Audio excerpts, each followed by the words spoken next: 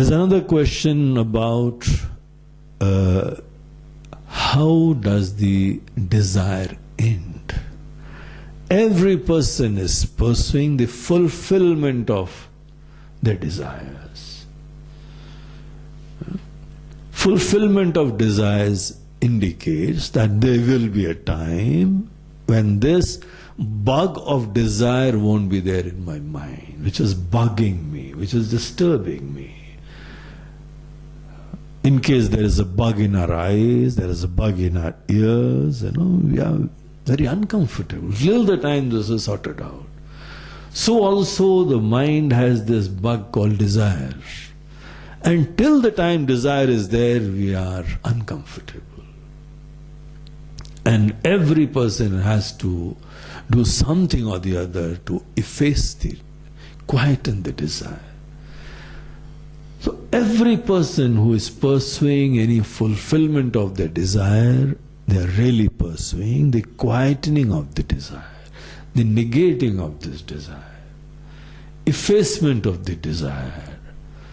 But still, the funny thing is that some desire or the other, they keeps on cropping up in the mind. One desire is over, we think that, okay, now we have effaced all the desires, we have another desire. So the continuity of desire is there, and so also the continuity of so many activities is there, and we are on an endless trip. So therefore this question is justified, it's very good, that how does one quieten the desire? Quietening of the desire, we are compelled today to fulfill our desires. And in case if we do not approach this thing intelligently, we will be on an endless trip, a never-ending trip. One desire is fulfilled, another desire is there. It keeps on cropping up. So we need to go into that.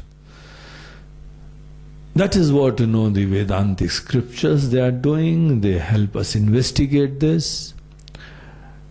Desire is a plan of the intellect to get fulfillment, which I am lacking today. And therefore we are compelled. Really speaking, the desire for experience, which is called as bhoktrutva. Bhoktrutva, enjoyership, compels us to take up the doership, kartrutva. These two things, this is what indicates an individuality. Kartrutva, bhoktrutva, abhimani jiva. Individual is one who has these two things of doership and enjoyership. So we have this thing, I'll do this, I'll do that, I'll do this, and I want to enjoy this, I want to enjoy that. So these two things, kartrutva and bhoktrutva, when we go into these things, kartrutva is because of bhoktrutva. Whenever we have this doership that I have to do, it's prompted by that desire of enjoyment. So that is the base, that is the cause of this effect. Bhoktrutva is fundamental, and thereafter comes the kartrutva, the doership.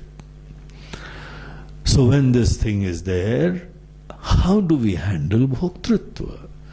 A person who has discovered the secret of handling bhoktrutva will handle all the desires, because that is the root of all desires. That is the prompting factor of all the desires. Why does enjoyership come? Certainly, there is ignorance. I do not know myself. We can as well simplify things and say that because of ignorance this is there. But that's not sufficient. We have ignorance of so many things. When we go into this topic, then our enjoyership is sustained because we have the notion that various objects A, B or C, whatever there in the world, is capable of bringing about fulfillment. there is not only the notion about the experiencer, but there's also some notions about the objects of experience. And that is where it really starts. My notions about the objects of the world, they are responsible for me to don this role of enjoyership. A person who is always thinking that, this object and this pleasure and this wealth, once I get this, once I experience this, then, I'll be a fulfilled person. So the whole process starts with the objects.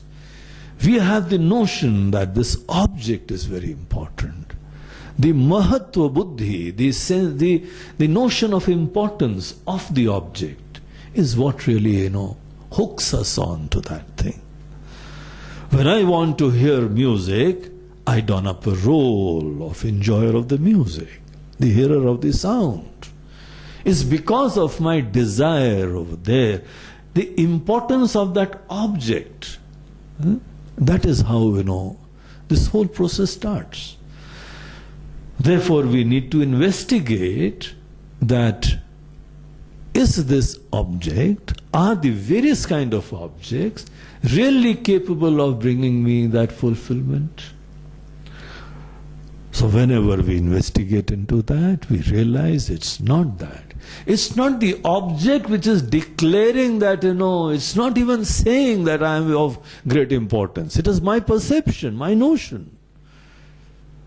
I superimpose the idea that, this object, this person is capable of giving me joy. It is my presumption. It is not the inert object which are declaring anything. They're inert. And I am free to superimpose any object with this idea that, you are capable of giving me joy and fulfillment. Suppose, we negate all these kind of notions, we realize very deeply that no, none of the objects, in case if object A was capable of giving me joy, why is it that this object A is not giving joy to the other person? Because the object is devoid of any joy. It is an inert object. The Shobhanatva Adhyas, it is called, that I superimpose the idea of it being capable of giving me joy. And I am free to superimpose this idea on anything, on any person, on any pleasure, on any wealth, in my ignorance. And once I superimpose anything in the world, I glorify that thing, and thereafter I run after that thing. Really speaking, I am running after my ideas, my notions. They are manifesting in this gross way. So once this appreciation is there, that the objects of my likes and dislikes, they are basically being seen in that way by me. That is why they gain importance. It is not because of the object, it is because of my presumption. And once we keep aside all those notions, we negate all those superimpositions, and thereafter the objects just become an inert object. They are not, capable of giving me joy.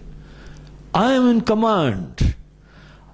Whenever I look upon anything with that kind of a vision, let us say, with this kind of presumption that this thing, is very important for me, it will become important. You start thinking this is not important for me. You deeply realize that this is not capable of giving me joy. It will not give you joy. That is why people get divorced also. This fellow is not capable of giving me joy. And I can keep aside, I can afford to keep aside that person, or that object, or that pleasure, or that wealth, anything. That is why, people give away everything many a times. This object is not an object of my joy. So the moment, I think that I realize that A, B or C is not capable of giving me joy, my appreciation about the truth of objects makes them just inert things in the world. They are not Vishaya anymore. They are not something which bind me anymore. They are simple inert objects. So this is what is called as negation of the world. To appreciate Jagat as mithya.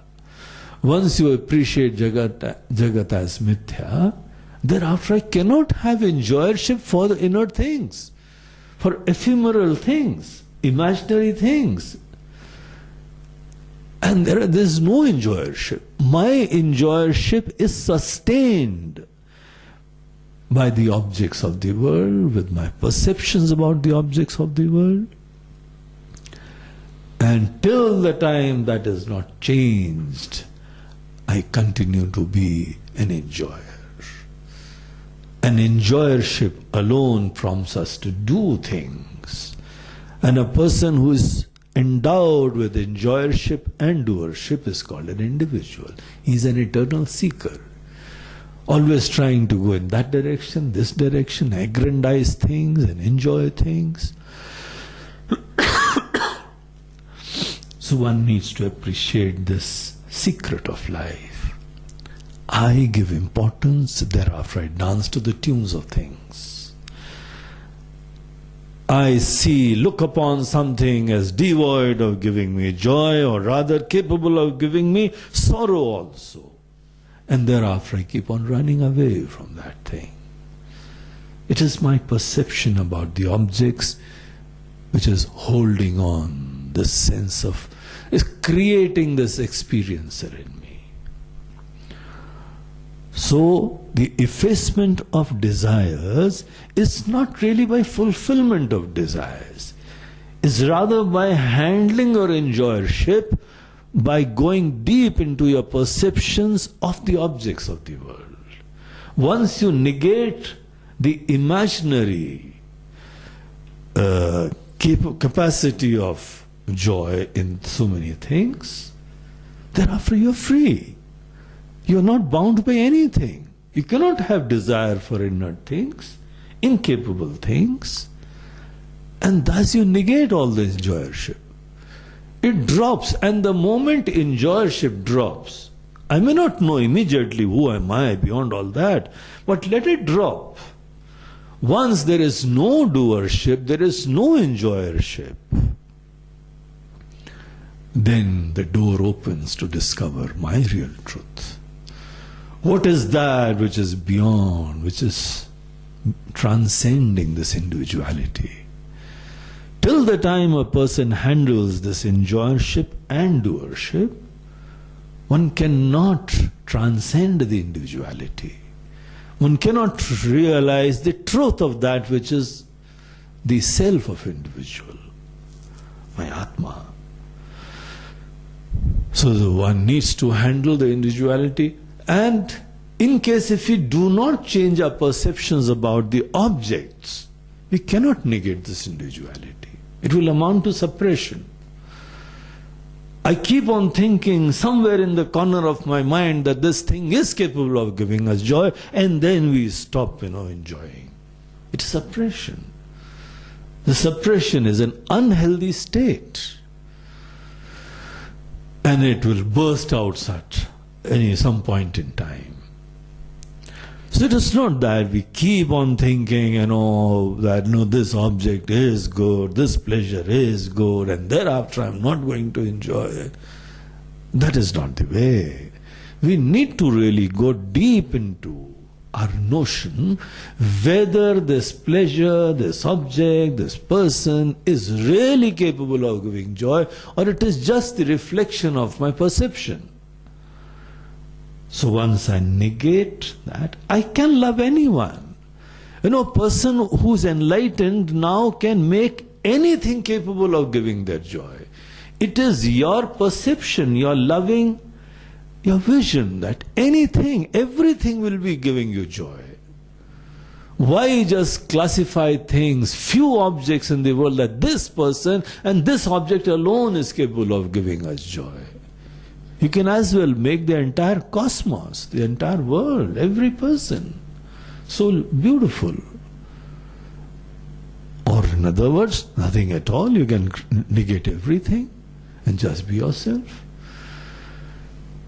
So this preferential, perception about some object, being capable of giving joy, some person capable of giving joy, it in fact brings about these likes and dislikes, and we keep on having desires. We keep on praying to God, oh God, I just want this person, I just want this pleasure, nothing else. And we think that we'll be really happy one day. That is not it. No object is capable of giving us joy. No person is capable of giving joy, because by their very definition they are limited, they are fragmented. They are themselves devoid of joy. So the only way is to negate the sense of individuality and its enjoyership and doership. Once this subjective operation is brought about, there is that quietude, the infinite divinity which is blissful, and I get the real thing. That alone is there. I get that is also not the truth. The seeker is not there at all. I alone am that. So that is how we pursue this handling of desires. Not by fulfillment, because we only get a glimpse of ephemeral joy and not the permanent fulfillment. So this is the handling of joy.